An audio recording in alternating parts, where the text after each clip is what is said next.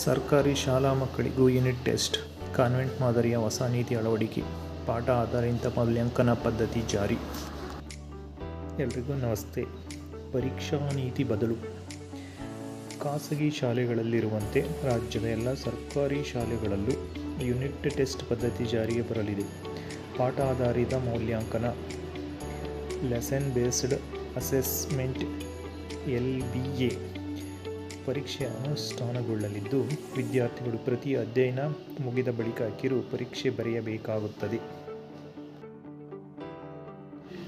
ಸದ್ಯ ಸರ್ಕಾರಿ ಶಾಲೆಗಳಲ್ಲಿ ರೂಪಣಾತ್ಮಕ ಮತ್ತು ಸಂಕಲನಾತ್ಮಕ ಮೌಲ್ಯಮಾಪನ ಜಾರಿಯಲ್ಲಿದ್ದು, ವಿದ್ಯಾರ್ಥಿಗಳಿಗೆ ಪ್ರತಿ ಅಧ್ಯಯನ ಮುಗಿದ ಬಳಿಕ ಪರೀಕ್ಷೆ ಮಾಡುವುದರಿಂದ ಅರ್ಥೈಸಿಕೊಳ್ಳುವಿಕೆ, ಕಲಿಕೆಯ ಗುಣಮಟ್ಟದ ಬಗ್ಗೆ ಖಾತ್ರಿಗೆ ಅನುಕೂಲವಾಗಲಿದೆ ಎಂಬ ಉದ್ದೇಶದಿಂದ ಶಾಲಾ ಶಿಕ್ಷಣ ಮತ್ತು ಸಾಕ್ಷರತಾ ಇಲಾಖೆಯು ಪಾಠ ಆಧಾರಿತ ಮೌಲ್ಯಾಂಕನ ಪರೀಕ್ಷೆ ಅನುಷ್ಠಾನ ಮಾಡುತ್ತಿದೆ. 2025-26ನೇ ಶೈಕ್ಷಣಿಕ ಸಾಲಿನಿಂದಲೇ ಇದು ಜಾರಿಗೆ ಬರಲಿದೆ. ರಾಜ್ಯ ಶಿಕ್ಷಣ ಸಂಶೋಧನೆ ಮತ್ತು ತರಬೇತಿ ಇಲಾಖೆಯೇ DSERT LBA ಪ್ರಶ್ನೆ ಪತ್ರಿಕೆ ಸಿದ್ಧಪಡಿಸಿ ಶಾಲೆಗಳಿಗೆ ನೀಡಲಿದೆ. ಶಾಲೆಗಳು ಇದರ ಆಧಾರದ ಮೇಲೆ ಪರೀಕ್ಷೆ ಮತ್ತು ಮೌಲ್ಯಮಾಪನ ಮಾಡಿ ವಿದ್ಯಾರ್ಥಿಗಳು ಪಡೆದಿರುವ ಅಂಕಗಳನ್ನು ವಿದ್ಯಾರ್ಥಿಗಳ ಸಾಧನೆಯ ಟ್ರ್ಯಾಕಿಂಗ್ ವ್ಯವಸ್ಥೆಯಲ್ಲಿ SATS ಅಪ್ಲೋಡ್ ಮಾಡಬೇಕಿದೆ. ರಾಜ್ಯದಲ್ಲಿ 46,757 ಸರ್ಕಾರಿ ಶಾಲೆಗಳಿದ್ದು, ಇದರಲ್ಲಿ 42.92 ಲಕ್ಷ ವಿದ್ಯಾರ್ಥಿಗಳು ವ್ಯಾಸಂಗ ಮಾಡುತ್ತಿದ್ದಾರೆ. ವಿದ್ಯಾರ್ಥಿಗಳನ್ನು ಆರಂಭದಿಂದಲೇ ಮೌಲ್ಯಾಂಕನ ಮಾಡಿದಲ್ಲಿ ಮುಂಬರುವಂಥ ಮಂಡಳಿ ಹಂತದ ಪರೀಕ್ಷೆಯಲ್ಲಿ ಉತ್ತಮ ಅಂಕ ಪಡೆಯಬಹುದೆಂಬ ಉದ್ದೇಶದಿಂದ ಶಿಕ್ಷಣ ಇಲಾಖೆ ಈ ಯೋಜನೆ ರೂಪಿಸಿದೆ. ಪ್ರತಿ ಪರೀಕ್ಷೆಯು 30 ಅಂಕಗಳಿಗೆ ಮೀಸಲಾಗಿದೆ. ಇದರಲ್ಲಿ 25% ಪ್ರಶ್ನೆಗಳು ಇರಲಿವೆ.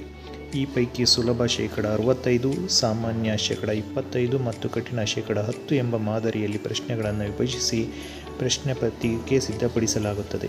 ಇದರಲ್ಲಿ ಬಹುತೇಕ ಪ್ರಶ್ನೆಗಳು ಬಹು ಆಯ್ಕೆ ಮಾದರಿಗಳಿಂದ ಕೂಡಿರಲಿವೆ ಹಾಗೂ ಶಾಲಾ ಮಕ್ಕಳಿಗೆ ಬಿಟ್ಟ ಸ್ಥಳವನ್ನು ತುಂಬುವುದು, ನೀಡಿರುವ ಚಿತ್ರಗಳಿಗೆ ಬಣ್ಣ ಹಚ್ಚುವುದು, ಹೊಂದಿಸಿ ಬರೆಯುವುದು, ಗುಂಪಿಗೆ ಸೇರದ ಪದವನ್ನು ಗುರುತಿಸುವುದು ಈ ರೀತಿಯ ಪ್ರಶ್ನೆಗಳು ಇರಲಿವೆ. ಇದು ಹೊಸದಲ್ಲ, ಹಳೆ ಪದ್ಧತಿ. ಪ್ರತಿ ಅಧ್ಯಯನದ ನಂತರ ಪರೀಕ್ಷೆ ಮಾಡುವ ಪದ್ಧತಿ ಬಹಳ ಹಳೆಯದಾಗಿದೆ. ವಿದ್ಯಾರ್ಥಿಗಳಲ್ಲಿ ಕಲಿಕೆ, ಗ್ರಹಿಕೆ ಮಟ್ಟ ಹೆಚ್ಚಿಸುವ ಉದ್ದೇಶದಿಂದಲೇ ರೂಪಣಾತ್ಮಕ ಮೌಲ್ಯಮಾಪನ FA ಮತ್ತು ಸಂಕಲನಾತ್ಮಕ ಮೌಲ್ಯಮಾಪನ SA ಜಾರಿಗೆ ತರಲಾಯಿತು. ಒಂದು ವರ್ಷದಲ್ಲಿ FA4 ಮತ್ತು SA2 ನಡೆಸಲಾಗುತ್ತಿತ್ತು. ಈಗ LBA ಹೆಸರಿನಲ್ಲಿ ಶಿಕ್ಷಣ ಇಲಾಖೆ ಹಳೆ ಮಾದರಿಯ ಪದ್ಧತಿಯನ್ನೇ ಮತ್ತೆ ಅನುಷ್ಠಾನ ಮಾಡುತ್ತಿದೆ ಎಂದು ಶಿಕ್ಷಕರು ತಮ್ಮ ಅಭಿಪ್ರಾಯ ವ್ಯಕ್ತಪಡಿಸಿದ್ದಾರೆ.